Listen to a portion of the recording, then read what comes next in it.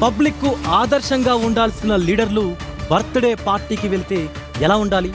ఓ బొకేనో గిఫ్టో ఇచ్చి అక్కడి నుంచి వచ్చేయాలి.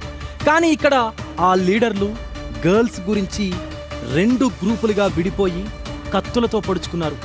మీకంటే కుక్కలు నయం కదా, శునకానందం కోసం మరీ ఇంత బరితెగింప? లీడర్లుగా ఉంటూ అమ్మాయిల కోసం కత్తులతో ఫైటింగా? విశాఖపట్నంలో జరిగిన ఈ షాకింగ్ రేవ్ పార్టీ డ్రామా ఏంటో మీరు చూడండి.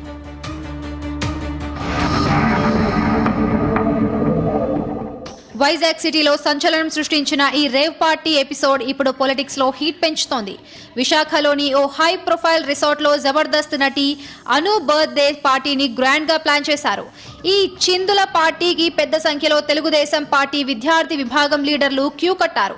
అనుకున్నదే తడువుగా సాగిన ఈ మందు పార్టీలో ఏకంగా 11 మంది అమ్మాయిలు, 30 మందికి పైగా TNSF నేతలు హాజరయ్యారు. ఫుల్ గా మందు కొట్టి మత్తులో ఊగిపోయారు.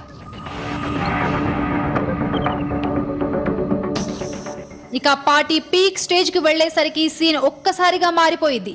ఆ అమ్మాయిల కోసం ఆ లీడర్ల మధ్య ఈగో క్లాషెస్ స్టార్ట్ అయ్యాయి. మాట పెరిగి 2 వర్గాలుగా చీలిపోయి రిసార్ట్లోనే పిచ్చెక్కిన వాళ్లలా కొట్టుకోవడం మొదలుపెట్టారు. ఈ గొడవలో వెంకట దినేష్ అనే టీడీపీ నేతను మరో నేత చరణ్ తేజ్ కత్తితో దారుణంగా పొడి చేశాడు. రిసార్ట్ అంతా రక్తపు మడుగున మారిపోవడంతో బర్త్డే పార్టీ కాస్త శ్మశానాన్ని తలపించింది. తీవ్ర గాయాలతో ప్రాణాపాయ స్థితిలో ఉన్న వెంకట దినేష్ ను విశాఖ విమ్స్ హాస్పిటల్ కు తరలించి ట్రీట్మెంట్ ఇస్తున్నారు.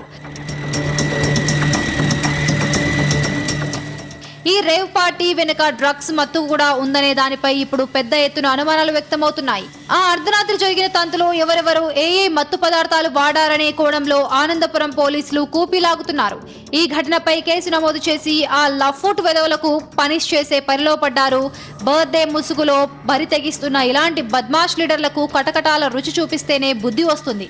పబ్లిక్ పార్టీని, పాలిటిక్స్ పరువును బజారు కీడ్చిన ఈ కామాంధుల గ్యాంగ్ కు కఠిన శిక్ష పడాల్సిందే.